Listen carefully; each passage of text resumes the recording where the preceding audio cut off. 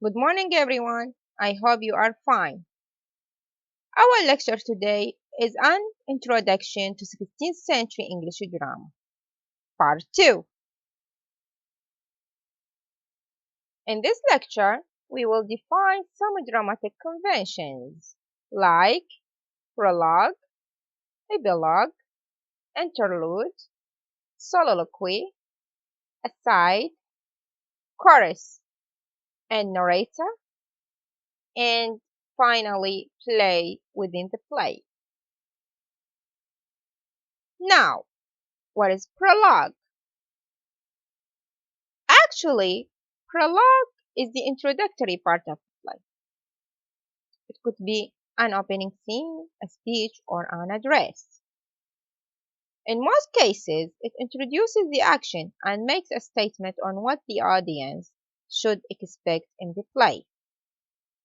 In many plays, the prologue foreshadows the events in the play and sometimes gives a background to the play, as can be seen in Christopher Marlowe's Dr. Faustus.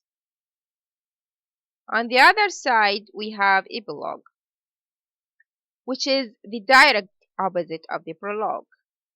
It is presented at the end of the play, and it sums up the action of the play, and in some cases makes a statement, for example, an advice or a lesson to be learned on the action or events presented in the play.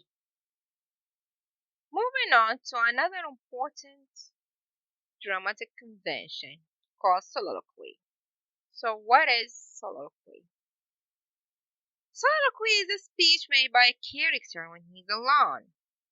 The audience hears it, but the other characters are not expected to hear it. It is very common in Renaissance plays. For example, the well-known soliloquy, "To be or not to be, that is the question," said by Hamlet, the hero of William Shakespeare's play Hamlet. On the other hand, we have an aside. So what is an aside?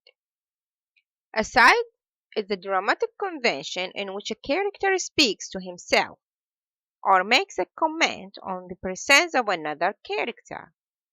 However, that other character is not expected to hear the comment, but the audience hears it. Well, another important dramatic convention is the use of chorus or narrator. In reality, the use of chorus is a dramatic convention that was adopted by playwrights, especially in the classical age, to comment on the events of the play.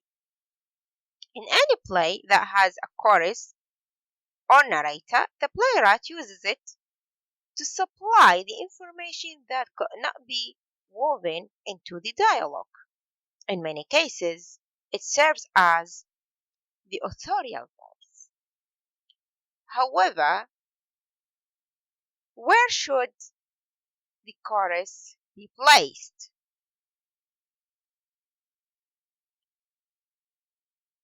Actually, the chorus is not usually part of the main cast, so does not participate actively in the action of the play.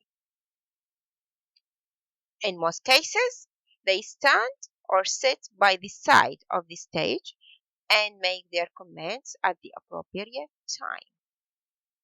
For example, in Oedipus Rex, the chorus is made up of the elders of Thebes. So what is the difference between the chorus and the narrator? Actually, the narrator performs the same function as the chorus. But the difference is that usually the chorus is made up of two or more characters, while the narrator is only one character.